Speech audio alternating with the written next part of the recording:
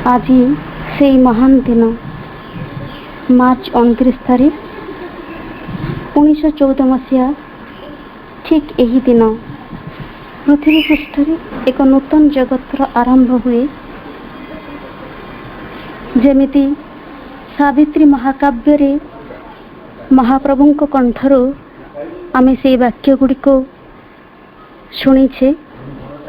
The wedding of the eternal Lord and spouse took place again on earth in human form. In a new act of the drama of the world, the united two began a greater age. सेई परम प्रकृति जननींकर एक नूतन जगतर आविष्कार अपेक्षा रहिथिबा से अतिमानस शक्ति को अवतरण करी एक नूतन मानव को जन्म देवा एवं एक अतिमानसर जगत को प्रतिष्ठा करने उद्देश्य रे संकल्प नहीं से शक्ति और पुरुषंकर संकल्प से दिन एकाठी हेइथिला। एक नूतन ड्रामार आरंभ हेइथिला। ए पृथ्वी रे मनुष्य शरीर धारण करी से माने ओल्है आसीथिले एई पृथ्वी को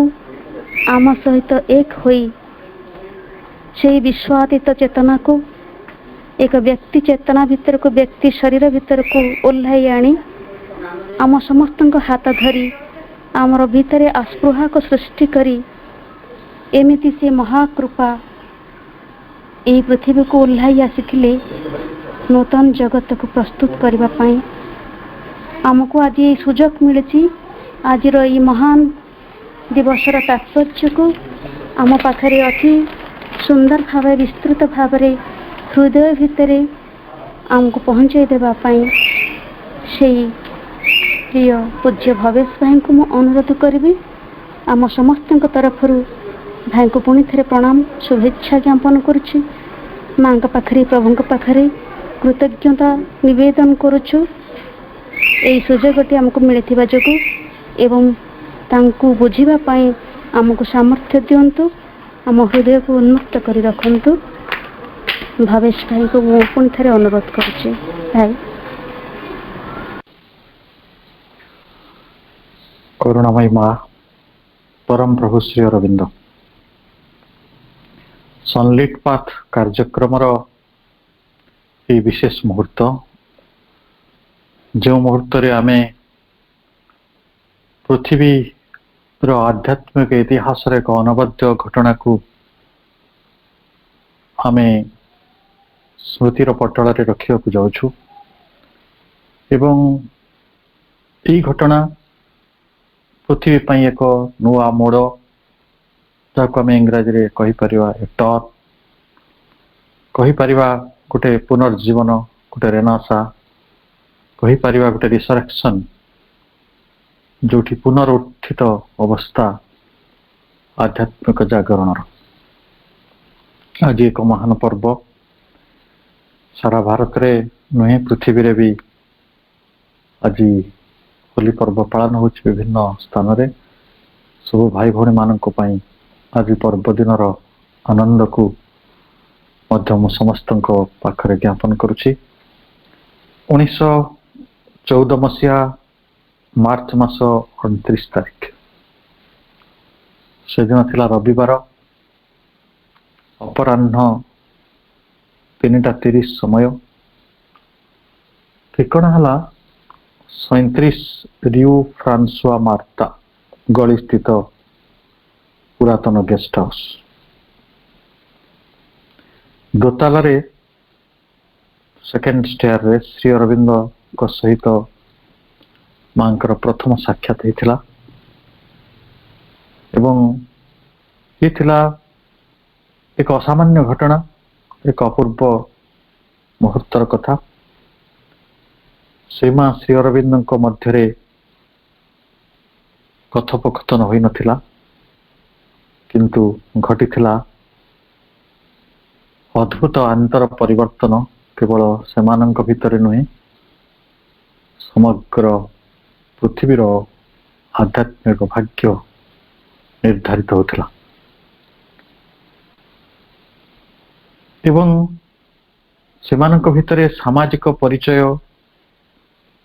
व्यक्तिगत स्तर रे नथिला, किंतु जो परिचय थिला ताहा संपूर्ण अंतर्बोध जनित, संपूर्ण निष्पत्तिमूलक परिचय। जो परिचय को आधार करी माँ प्यारिस रु एते बाट कष्ट स्वीकार करी समुद्र बक्षरे जहाजरे चली आसथिले। भारत रे अवस्थान करुवा तांकर गुरुंक बा तांकर आध्यात्मिक सहयोगी स्पिरिचुअल कमरेड सानिध्य पाइबा पई तांको साधनार एक विराट उत्कर्षता तांको एभଳି ଏକ ନିଷ୍ପତ୍ତିମୂଳକ अंतर्बोधक परिचय आनी देइथिला, जाको महाकवि श्री अरविंद सावित्री उल्लेख करिसंती। A look a turn decides our ill poised fate. गोटिए दृष्टि गोटिए मोड़ आम अव्यवस्थित भाग्यर निर्णायक हुए। आम भाग्य अव्यवस्थित हो जाई थाए, आम भाग्य असजड़ा हो जाई थाए, आम जीवन असजड़ा हो जाई थाए, आम परिवेश असजड़ा हो जाई थाए, आम भावना आम चिंता राज्य सब किछि परिस्थिति सब असजड़ा हो थाए। केवल थरे तांकरी गोटिए दृष्टि गोटिए मोड़ ये सब किछि को परिवर्तन कर दे पारे। ताही प्रमाण करिया पई पृथ्वी बक्षरे ए विराट घटना घटिथिला। A look a turn decides our ill poised fate. जो दिन माँ प्रथम श्री अरविंद को देखिले मार्च मास 29 तारीख रविवार अपराह्न 3:30 रे 37 श्री फ्रांसवा मार्ता गली स्थित पुरातन गेस्ट हाउस द्वितीय महल सते जेपरी एक कथा घटिथिला। हार विजन सेटल्ड, तांको दृष्टि स्थिर हो गला। Cut and all was changed. से जेपरी स्थिर हेले धरा पड़ी गले अर्थ ता पूर्व से अव्यवस्थित थिले तार अर्थ या भी नुहे। तार अर्थ होची से वर्तमान प्रतिबद्ध हेले। से वर्तमान गोटे अलगा भूमि रे पाद देले, अलगा एक चेतना भीतर को प्रवेश कले। एंड ऑल वाज चेंज्ड, सब किछि बदली गला। हर soul flung wide its doors to this new sun। तांको आत्मा ये नुआ सूर्य प्रति निजर सकल द्वार को खोली देला। ताले जो दिन सावित्री से महान सत्यर से महान आधार जो आधार को अवलंबन करी से प्रेमर जीवन बंचिया को चाहिए, से दिन जिते से सूर्य को देखिले, से सूर्य को देखा पर आत्मा निजर सबु द्वार को उन्मुक्त करदेला। एन अल्केमी वर्क, गोटे जादूकर रसायन कार्य कला। द ट्रांसम्यूटेशन केम, एक रूपांतर घटिला। The missioned face had wrought the master spell. से दैव प्रेरित मुख परम प्रभुंकर महान मंत्र को जेपरी सफल करुथिला। ई मुहूर्तर घटना को श्री अरविंद ये वर्णना कले सावित्री।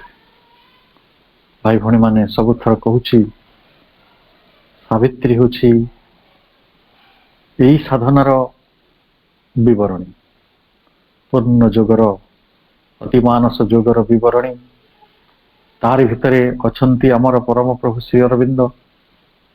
तार भी अछंती परमा जननी आद्याशक्ति परात्पर दिव्य जननी माँ ये हूँ तांकर जीवन कहानी ये पृथ्वीर भाग्यर कहानी पृथ्वीर प्रेमर पराकाष्ठार कहानी अनंत उपरे प्राप्तिर अनंतर प्राप्तिर कहानी एवं अनंत प्रेमर कहानी ताको केते बाटरे केते केते साधक जो माने सेही भली अंतर्दृष्टि संपन्न जो माने सेतिकी अंतर्बोध संपन्न से माने वर्णना करुछंती केडी सपना लिखुछंती जे श्री अरविंद को भेटिबा पूर्वरु मां को केते केते शक्तिशाली विचार एवं केते केते शक्तिशाली अनुभवर पर्याय मध्य देई गति करिया को पड़िथिला तेणु आमे जदि केबे भाबु थाउ जे मां सहित श्री अरविंदर साक्षात हुए तो गोटे आकस्मिक पर्याय घटी जाइछि किछि समयर उपरांतरे घटी जाइछि ता नहे एथिपाई एक दीर्घ प्रस्तुति आवश्यक होइछि कारण आपण जानती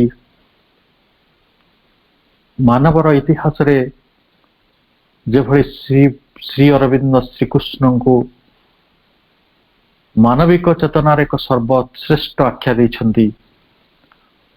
ऑल इन वन मैनुअल कहिछंती ओभर माइंडर कथा कहिछंती अधिमानसर कथा कहिछंती से भली आमे जदि देखिबा अतिमानस को स्पर्श करिथिबा शिखर गोटे शिखर को मानव चेतनार शिखर को स्पर्श कर जाइथिबा जने महान व्यक्तित्व होचंती श्री अरविंद एवं तांको साक्षात करवा अर्थ स्थूल स्तर रे नुहे यही साक्षात अंतर्बोधर स्तर रे एवं सूक्ष्म स्तर रे चैत्य स्तर रे आध्यात्म स्तर दे जो साक्षात होची से साक्षात पाई जहा जहा प्रयोजन से सब गुड़िकर प्रस्तुति सते जेपरी मां भितर अति आद्य कैशोर घटी चलुला तेणु कलात्मक साधन आपण जानती माँ संगीत को बहुत भल पाती आध्यात्मिक चित्र को भल पाती एवं तांकर जो बौद्धिकता अति विज्ञानर स्तर से जने गणितर उच्चतर गणितर छात्री थिले एवं आत्मिक विद्यारे आध्यात्मिक विद्यारे गुप्त विद्यारे आम जाको अकल्टिज्म कहूँ ता उपरे मध्य तांकर यथेष्ट गवेषणा हो सारी तेणु श्री अरविंदंकर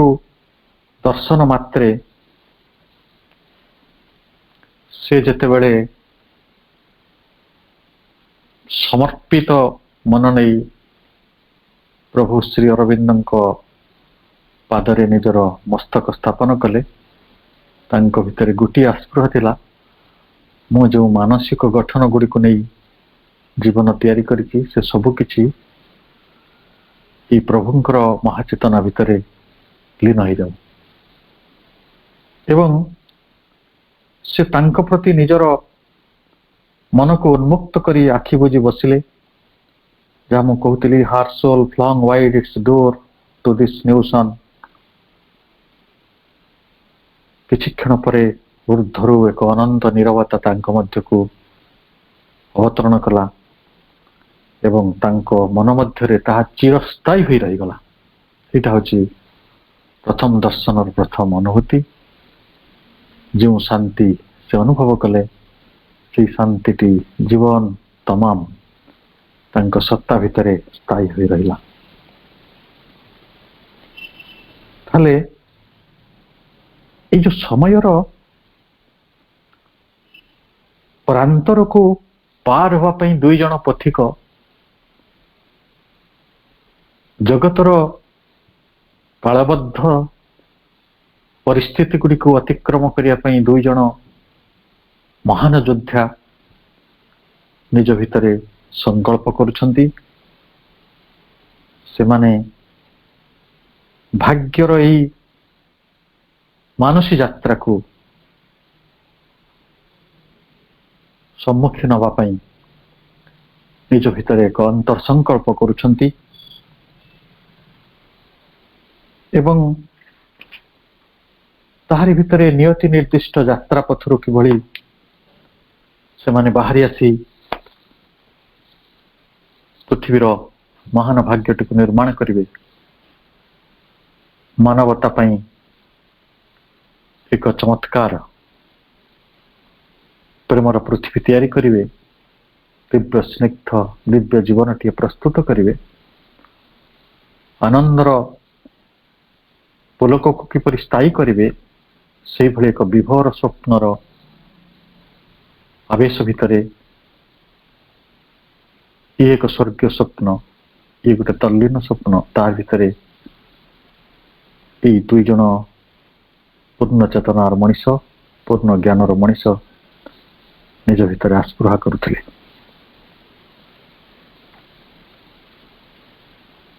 ମା ଆସିବାର 12 ଦିନ ଆଗରୁ ଜାହାଜରେ ଗୋଟେ ପ୍ରାର୍ଥନା ଲେଖୁଛନ୍ତି। ମାର୍ଚ୍ଚ 17 ତାରିଖରେ ଜାହାଜରେ ଲେଖୁଛନ୍ତି, ହେ ପ୍ରଭୁ, ପରମ ବିଜ୍ଞାନ ହେଉଛି ତୁମ ସହ ଏକୀଭୂତ ହେବା। ହେ ପ୍ରଭୁ, ପରମ ବିଜ୍ଞାନ ହେଉଛି ତୁମ ସହ ଏକୀଭୂତ ହେବା, ତୁମ ଉପରେ ନିର୍ଭର କରିବା, ତୁମ ଉପରେ ବାସ କରିବା, ତୁମ ଭିତରେ ବାସ କରିବା, ତୁମେ ହୋଇଯିବା। ସେତେବେଳେ ତୁମର ସେଇ ସର୍ବଶକ୍ତି ମତ୍ତାକୁ ଅଭିବ୍ୟକ୍ତ କରୁଥିବା ମନୁଷ୍ୟ ପକ୍ଷେ ଆଉ କିଛି ବି ଅସମ୍ଭବ ହୋଇଥାଏ ନାହିଁ। ମୁଁ ଭାବୁଛି ମାର୍ଚ୍ଚ 17ର ଏହି ପ୍ରାର୍ଥନା ଆମ ସମସ୍ତଙ୍କୁ ଏକ ଚୂଡ଼ାନ୍ତ ସନ୍ଦେଶ ଦେଉଛି ଏବଂ ଚୂଡ଼ାନ୍ତ ସଂକେତ ମଧ୍ୟ ଦେଉଛି ଯେ ପରମ ବିଜ୍ଞାନ ହେଉଛି ତୁମ ସହ ଏକୀଭୂତ ହୋଇଯିବା, ପରମ ବିଜ୍ଞାନ ହେଉଛି ତୁମ ଉପରେ ନିର୍ଭର କରିବା, ପରମ ବିଜ୍ଞାନ ହେଉଛି ତୁମ ଭିତରେ ବାସ କରିବା, ପରମ ବିଜ୍ଞାନ ହେଉଛି ତୁମେ ହୋଇଯିବା, ପରମ ବିଜ୍ଞାନ ହେଉଛି ତୁମର ସେଇ ସର୍ବଶକ୍ତି ମତ୍ତାକୁ ଅଭିବ୍ୟକ୍ତ କରୁଥିବା ମନୁଷ୍ୟ ହିଁ ନ ରହି ତମ ଭିତରେ ତମ ଚେତନାରେ ଲୀନ ହୋଇଯିବା। ତେଣୁ ସାବିତ୍ରୀରେ ଶ୍ରୀ ଅରବିନ୍ଦ ପୁଣି ସେଇ ମହାନ ମୁହୂର୍ତ୍ତର ଅନୁଭୂତିକୁ ଉଲ୍ଲେଖ କରୁଛନ୍ତି, କହୁଛନ୍ତି, ଅମରର ଭେଟ ହେଲା ଅମର ସାଥିରେ ସେମାନଙ୍କ ସ୍ଥିର ଚାହାଣୀରେ। Immortal met immortal in their gaze. Immortal met immortal in their gaze. ଅମର ନିଜେ ଥିଲେ ଶ୍ରୀ ଅରବିନ୍ଦ, ଅମର ଥିଲେ ଦିବ୍ୟ ଜନନୀ ମା, ଦୁଇ ଜଣଙ୍କ ଭିତରେ ଭେଟ ହେଉଛି ଏବଂ ସେମାନେ କିପରି ଭେଟ ହେଉଛନ୍ତି?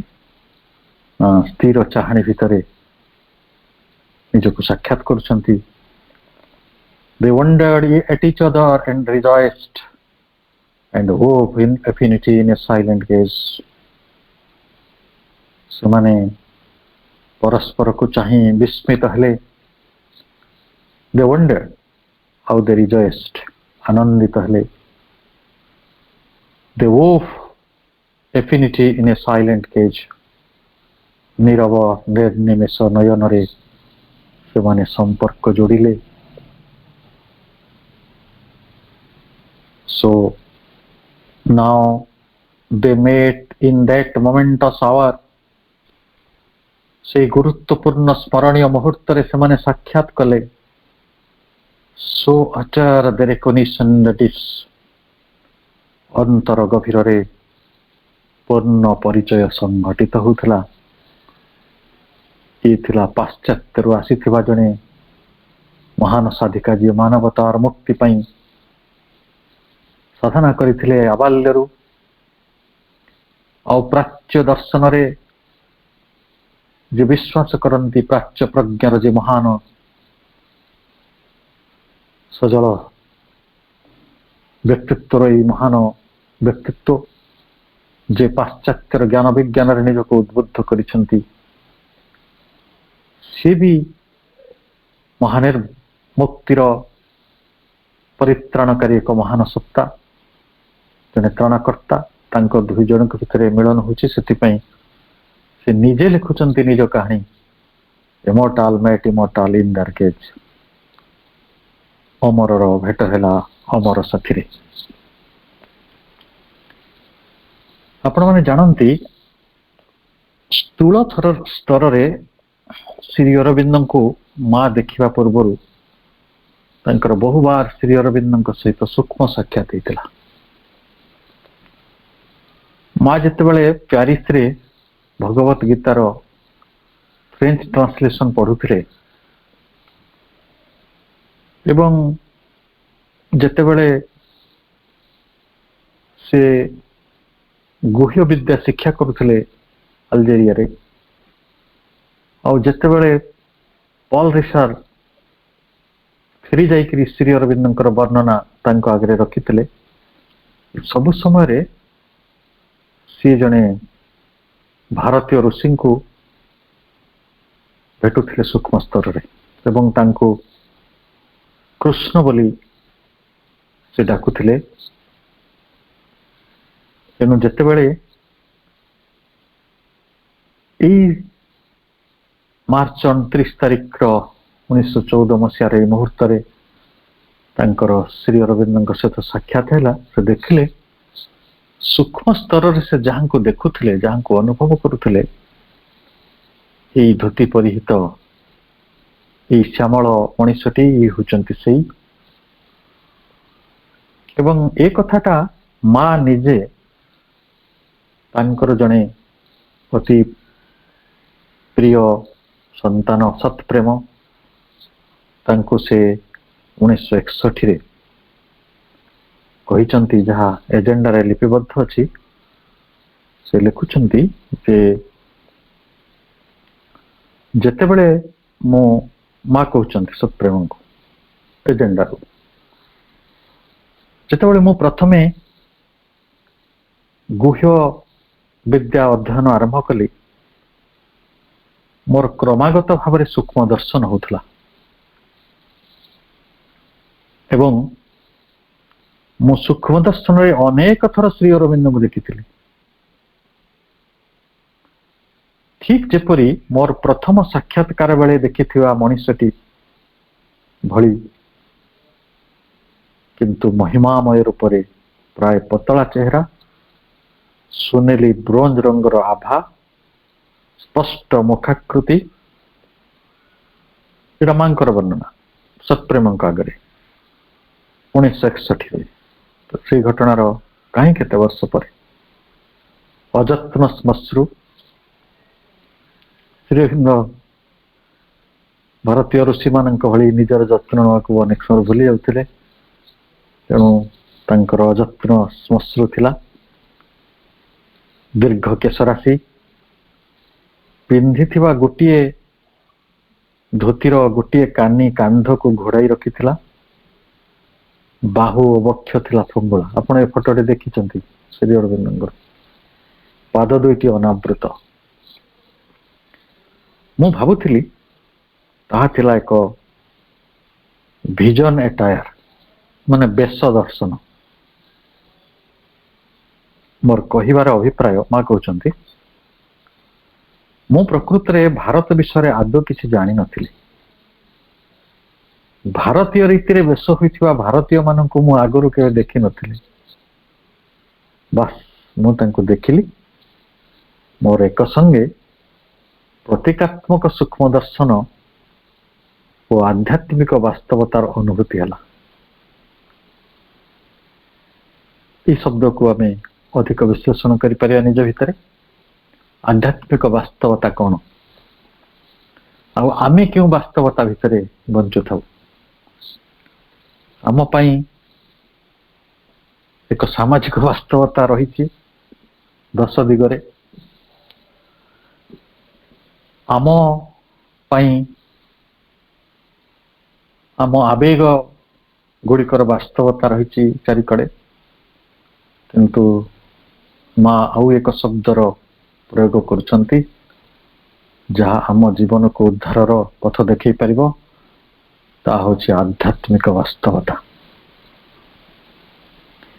से पुणी कहउछंती मोर आध्यात्मिक वास्तवतार बा प्रतीकात्मक सूक्ष्म दर्शन जो अनुभूति है, से अनुभूति निश्चित रूपे निर्णायक आध्यात्मिक उपलब्धि साक्षात्कार वास्तवता और संपादन करने को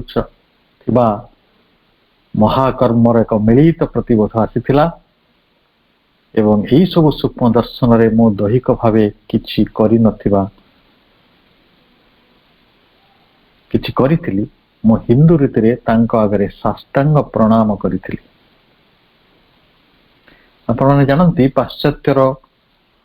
रीतिनीति रे बढ़िथिबा मनुष्य माने साष्टांग प्रणाम कोन जानंती नाही, भूमिष्ठ प्रणाम कोन जानंती नाही, भल एबे भी जानते नाही। किंतु केमिति एकता घटिला जे जणे पाश्चात्यर आसीछंती तांको भितर से कहउछन मो फिजिकली किछ करूनी मते लागुची एवं स्थिरे मो पाद मोर मस्तक तांको पादरे लागिला, मु मो क्षुद्र मस्तिष्कर कौनसी बोध शक्ति बिना सब घटी थिला। एवं से पुणी एक्सप्लेन करछंती मो कहिवार अर्थ मो कोन करूथिली किपरि करूथिली ता मो जानि नथिली। अर्थात ये सब किछि बाह्य चेतना भितरे घटू नथिला, बाह्य प्रस्तुति भितरे घटू नथिला। एवं पुणी थरे आपण माने पढ़ी थिबे से कहला आपण को श्री गोविंद को प्रणाम कला पर आपण कोन अनुभव हला। से कहले मते बारंबार बारंबार बारंबार प्रणाम करे इच्छा होतला और सत्य जेपरी मो केबे मोर मस्तिष्क को केबे न उठाए, मोर मुंडटी को केबे न उठाए, मु से पादरे ही केवल सन्निविष्ट एक ध्यान अवस्था रे रहिया को चाहूतली। एवं यही सूक्ष्म दर्शन को से निजे लेखि थिले किंतु से कहा को कही नथिले।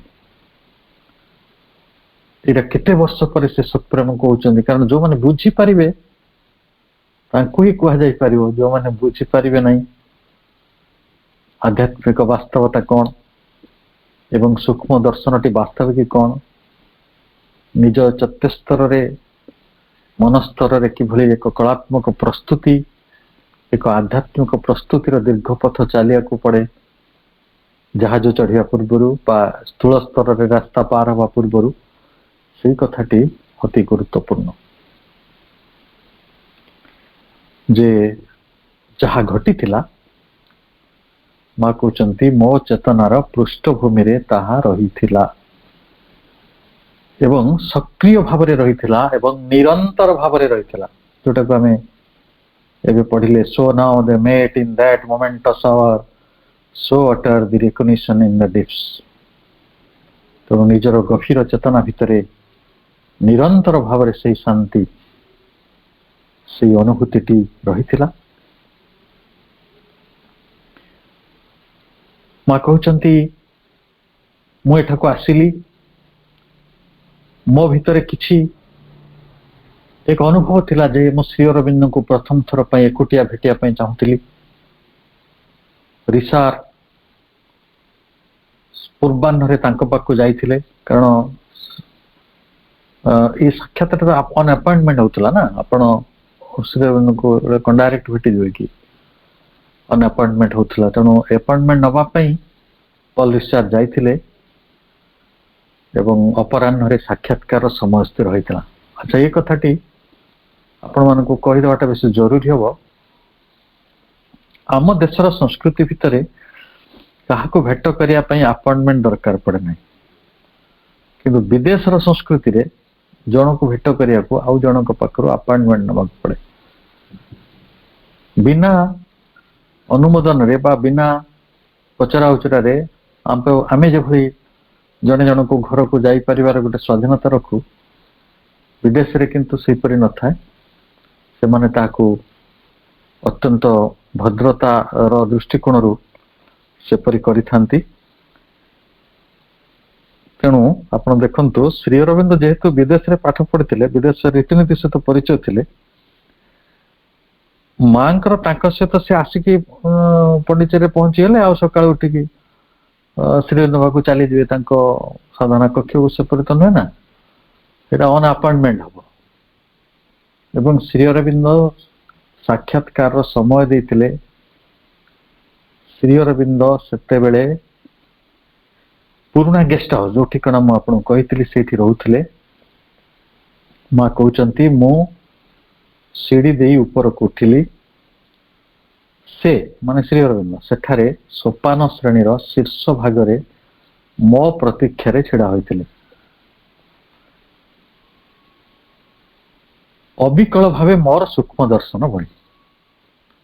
ତାହେଲେ ସୂକ୍ଷ୍ମ ଦର୍ଶନ ଯେମିତି ହେଇଥିଲା, ସେ ସୂକ୍ଷ୍ମ ଦର୍ଶନର ରୂପଟିକୁ ବର୍ଣ୍ଣନା କରାଯାଇଛି, ବିଜନ ଏଟା ଯୋଉ ବେଶ ଦର୍ଶନଟି। ଏବଂ ସେଇଭଳି ଲୁଗା ପିନ୍ଧିଥିଲେ, ସେଇଭଳି ମୁଖାକୃତି, ଉନ୍ନତ ମସ୍ତକ। ସେ ମୋ ଆଡକୁ ମୁହଁ ବୁଲେଇଲେ, ମୁଁ ତାଙ୍କ ଆଖିରେ ଆଖି ରଖି ଦେଖିଲି, ଇଏ ହଉଛନ୍ତି ସେଇ। ମୁଁ ତାଙ୍କ ଆଖିରେ ଆଖି ରଖି ଦେଖିଲି ଯେ ଇଏ ହଉଛନ୍ତି ସେଇ। ହଠାତ୍ ମୋର ଆନ୍ତର ଅନୁଭୂତି ଓ ବାହ୍ୟ ଅନୁଭୂତି ଏକ ହୋଇଗଲା, ଏକ ମହା ସଂଯୋଜନ ଘଟିଲା। ଏଇ ଘଟଣାଟି ବହୁତ ବହୁତ ଗୁରୁତ୍ୱପୂର୍ଣ୍ଣ ଭାଇ ଭଉଣୀ ମାନେ। ଆମ ବାହ୍ୟ ଅନୁଭୂତି ଆନ୍ତର ଅନୁଭୂତିର ସଂଯୋଜନ ହୁଏ ନାହିଁ। ସଂଯୋଜନ, ସମାକଳନ, ଏଟା ହେଲା ଗୋଟେ ଇଣ୍ଟିଗ୍ରେସନ ଶବ୍ଦର ଅନୁବାଦ। ସେଥିପାଇଁ ଆମ ଯୋଗର ନାଁ ହଉଛି ଇଣ୍ଟିଗ୍ରାଲ ଯୋଗ, ଯୋଉଠି ବାହ୍ୟ ଚେତନା ଅନ୍ତର୍ଚେତନା ସହିତ ସଂଯୋଜିତ ହୁଏ, ସମାକଳିତ ହୁଏ, ତାହାକୁ ଆମେ ଗୋଟେ ଇଣ୍ଟିଗ୍ରେସନ ବୋଲି କହୁଛୁ, ଯାହା ସେହି ସମୟରେ ଘଟିଥିଲା ଏବଂ ତା ସ୍ଥାୟୀ ରୂପରେ ନିରନ୍ତର ଭାବରେ ମାଙ୍କ ପାଖରେ ରହିଗଲା। ସେଥିପାଇଁ ମା କହୁଥିଲେ ଏହା ଏକ ନିର୍ଣ୍ଣାୟତ ସଂଘାତ ଏବଂ এই ନିର୍ଣ୍ଣାୟକ ସଂଘାତଟି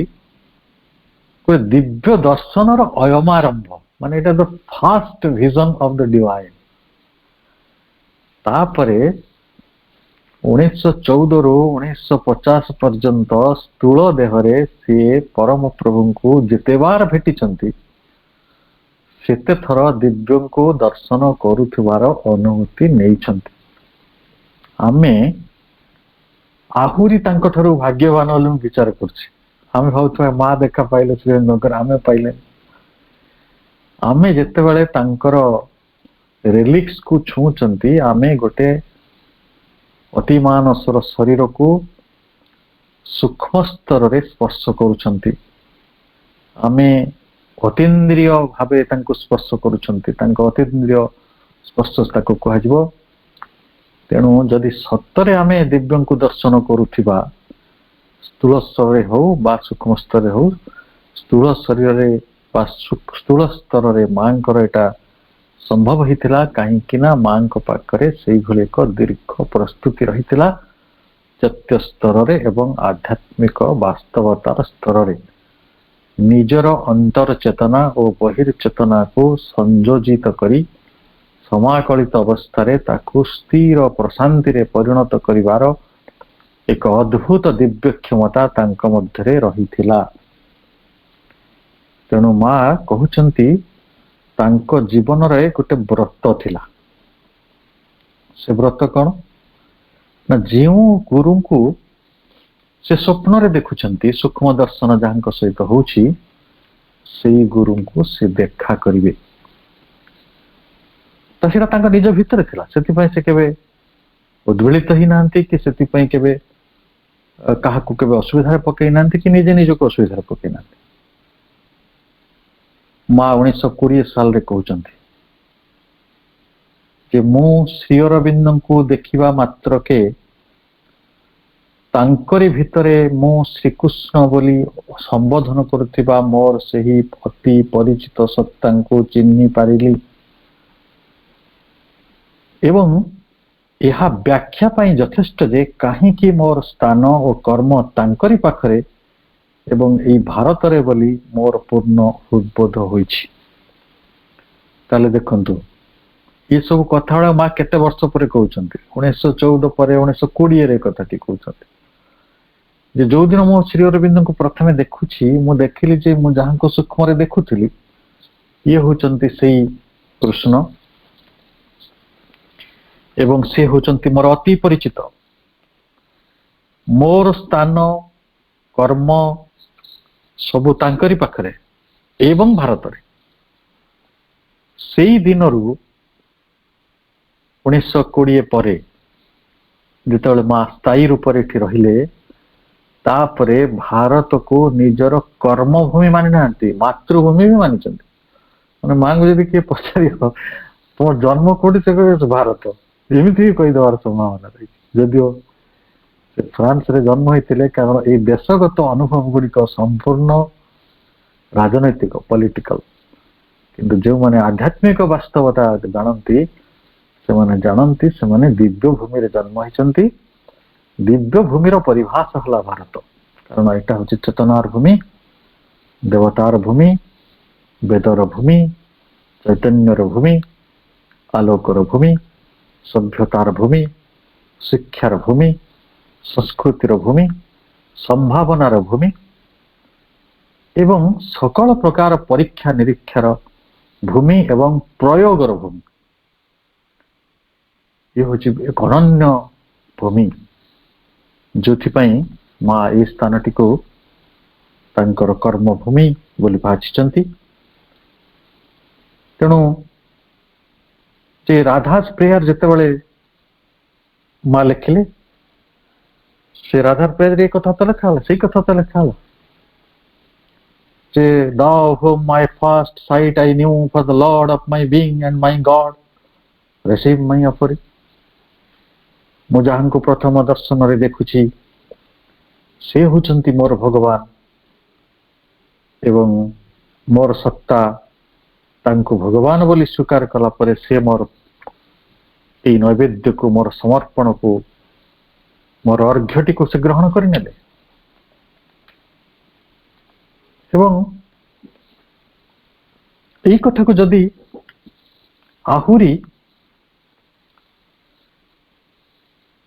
आध्यात्मिक दृष्टिकोण रे आमे विचार करिबा ताले तार वर्णनाटी एपरि ही पारे कि this golden figure given to his graphs hid in its breast the key of all his aims, a spell to bring the immortal's bliss on earth, to mate with heaven's truth our mortal thought, to lift earth hearts nearer the eternal sun. सत्य जेपरी गोटे सुवर्ण प्रतिमा आसी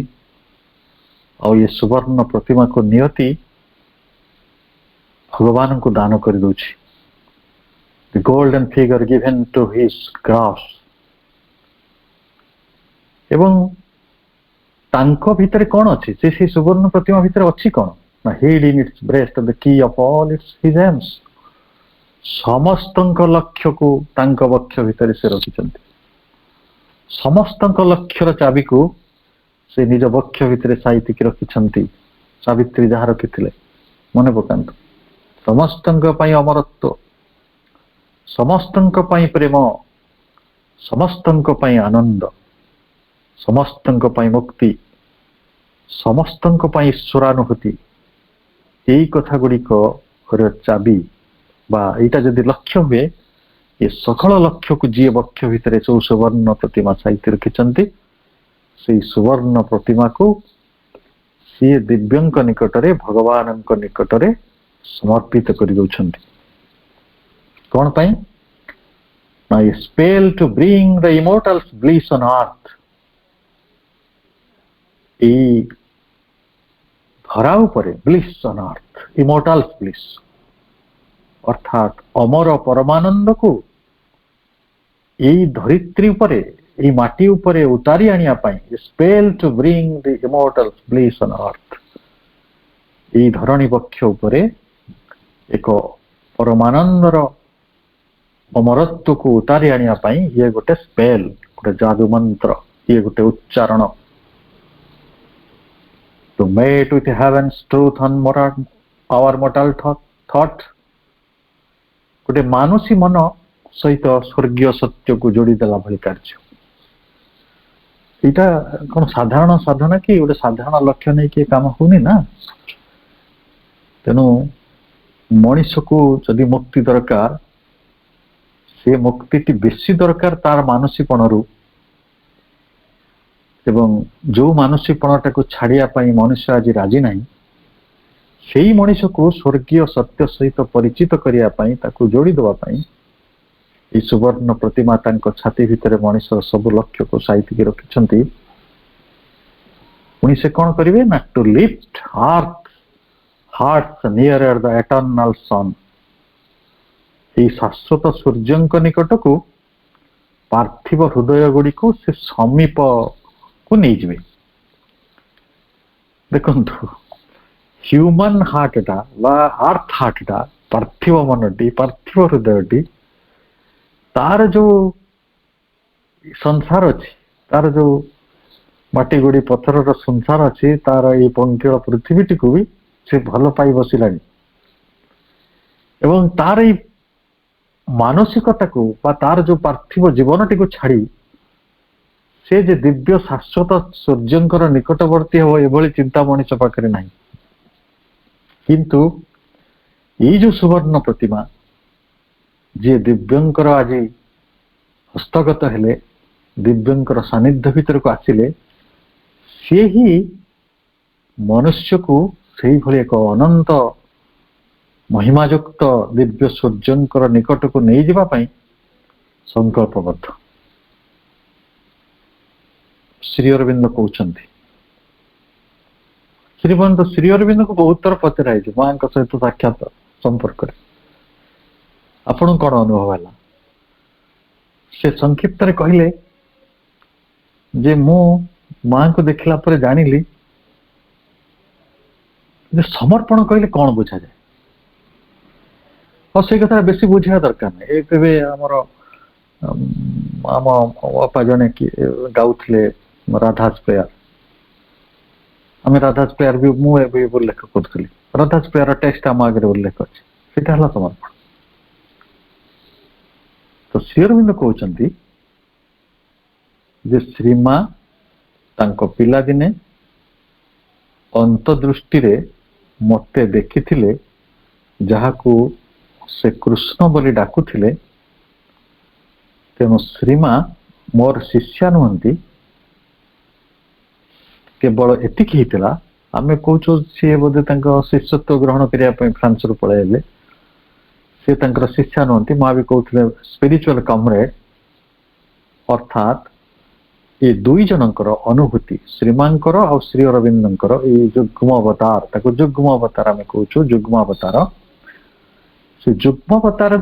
एका भली उपलब्धि और एका भली अनुभूति होता एवं श्री अरविंद को जानिबा किंबा भेटिबा पूर्वरु श्रीमा अनेक जोग साधना करथिले किंतु मांकर जोग श्री अरविंदर जोग साधनार धारा दुईटी अलग अलग थिला जेतेबेले एई दुईटी धारार सम्मिलन हला ताकू कहंती प्रयाग गंगा जमुनार धारा जोठी मिले गंगा जमुना सरस्वती मिसिले तो प्रयाग होची ताले स्वाधीन भाव रे मांकर जोगधारा एवं स्वाधीन भाव रे बढ़ी उठिथिबा श्री अरविंदक जोगधारार मिलन फल रे साधना पाई परस्पर को साहाय्य करिवार एक अपूर्व सुजोग तैयारी हवा संगे संगे समग्र पृथ्वी पाई एक पूर्णतर जुगर प्रतिष्ठा है, जो पूर्णतर जुगरे भक्ति कर्म ज्ञान सबकिछिर एक संतुलन सबकिछिर एक समन्वय संभव है। जे निजे श्री अरविंद कहते माँ आसवे से विषय जानी माँ जो कही मोर व्रत थिला मोर गुरु को भेट करी श्री अरविंद को मोर कृष्ण को गुरु हूँ श्री कृष्ण को एवं से कहते जे सी माँ कहीं आसवे माँ निजर व्यक्तिगत कौन सी परिपूर्णता आसवे नहीं माँ तांकर कौन सी निजर व्यक्तिगत अभिलाष नहीं आसवे नहीं माँ तांकर निजस्व कौन सी सुविधा असुविधा पाई आसवे नहीं माँ आसवे एक सार्वजनीन लक्ष्य नहीं सेटा होचे गोटे यूनिवर्सल एम एवं ये सार्वजनीन लक्ष्य रे नहीं कार्य करवा एटा होची विधिर विधान एटा कई परिवर्तन करि परिबे एटा होची ईश्वरंकर बा विधिंकर विधान। भारत को आसीबा पूर्वरु आपण देखंतु दुई जनकर प्रस्तुति माँ आसिया पूर्वरु पाश्चात्य दर्शन संपर्क में पाश्चात्य योग क्रिया पाश्चात्य संस्कृति पाश्चात्य शिक्षा तार दर्शन विषय श्री अरविंद जानी सारी एवं माँ आसिया पूर्वरु भारत को भारतर शिक्षा दर्शन तार आध्यात्मिक दर्शन अनेक कथा निजे हासिल कर देथिले जेभली माँ बुद्धंकर जीवन जानी बुद्धंकर योग विषय जानी धम्मपद तांकर एक अन्यतम कृति आम जानिछु बुद्धंक दर्शन उपर मां केते गभीर ज्ञान थिला ता भी आम जानिछु एवं गीता उपरे मध्य तांकर यथेष्ट पारदर्शिता थिला जदिओ मां परे कहिसंती जे मु प्रथमे गीता भाबरे जो अनुवादटी पढ़ी फ्रेंच भाषा रे सेटा यथेष्ट दुर्बल थिला किंतु ता सत्वे गीतार ज्ञान से स्पर्श कर देथिले कारण जे गीता को जाने नहीं से कृष्ण को जान जे गीता को जानिले ही कृष्ण को जानी हम ये जो परंपरार बड़ बाहक थे निज माँ तेणु माँ आसवा ये गोटे प्रस्तुति थिला एवं दुई जनकर मिलन एक समन्वय थिला दुई जनकर मिलन एक समाकलन थिला दुई जनकर मिलन एक संयोजन थिला एवं दुई जन जगतर कल्याण पाई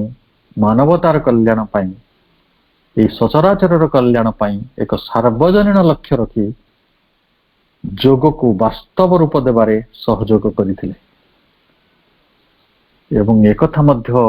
श्री अरविंद 1941 मसीह कहते जे मांकर सहयोग बिना ये किसी भी संभव ही न था मुझे विषय कही रखे माँ 1914 आसवा मात्रे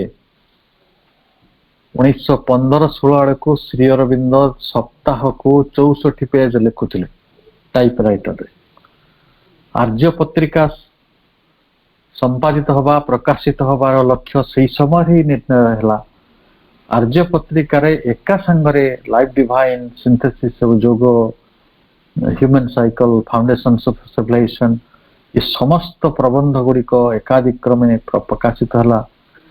इंग्राजी रे प्रकाशित है फ्रेंच भाषा प्रकाशित है परवर्ती समय श्री अरविंद दर्शन जो विराट अभिव्यक्ति को जो विराट प्रकाश को आम आज संदर्शन कर निज जीवन को धन्य करुचु ये थिला मां को साधनार फल जदि माँ से संकल्प कर न श्री अरविंद से महान प्रज्ञा को मनीष मानू तांकर संतान मानू देदबार अकातर रे अमरत्वर संधान देदबार ये कामटी कर न ताहले हे तो ये काम कौ स्थिति रे था से कथाटा आपण माने भल भाव जानते से को लक्ष्य करी माँ कही without me he is unmanifest without him I exist not. तांको व्यतिरेके मोर किछि अस्तित्व नहीं और मो व्यतिरेके तांकर किछि प्रकाश नहीं। तेणु भारत अभिमुखरे माँ जेतेबेले यात्रा आरंभ कले मार्च 3 तारिख रे, मार्च 29 तारिख रे तांको सहित साक्षात हला। मार्च 3 तारिख रे माँ प्यारिस छाड़िले एवं सीटा तार 26 दिन पूर्व 26 दिन जने यात्रा कले गोटे नूतन पर्यायर नूतन जीवन पृष्ठार से आकांक्षा करथिले। माँ से दिन लिखुथिले मोर एकमात्र इच्छा आम मानक पई जेपरि यहा हुए एक अंतर जीवन कालर प्रारंभ, जेतेबेले आमे स्थूल वस्तुराजु अधिक अनासक्त हुई तुम विधान संबंध रे अधिकरु अधिक सचेतन होई परिबो और यार अभिव्यक्ति पई अधिक अनन्यमुखी भावे निजको उत्सर्ग करि परिबो, जा द्वारा यह एक महत्तर ज्योति महत्तर प्रेम और तुमरी उद्देश्य रे एक अधिकतर परिपूर्ण उत्सर्ग होई परिबो। एई आशा एई आकांक्षा को साकार करिया पई माँ एते दूर चली आसिथिले एवं आमे समस्त धन्य भागी जे मांकर श्री अरविंदर साक्षातर से परम मुहूर्त को प्रथम साक्षातर से स्मरणीयता को आमे आज भली एक पवित्र दिवस रे भली एक पवित्र मुहूर्त रे स्मरण कले। तांको निकटरे आमे अनंत कृतज्ञता असीम कृतज्ञता ज्ञापन करिवा जे भली एक सुजोग आम समस्त को से प्रदान कले। तेणु मां पादपद्मरे अनंत कोटि प्रणाम जनाई आज आलोचना को आमे एठी रखिबा। समस्त को अनेक अनेक कृतज्ञता। वंदे मातरम।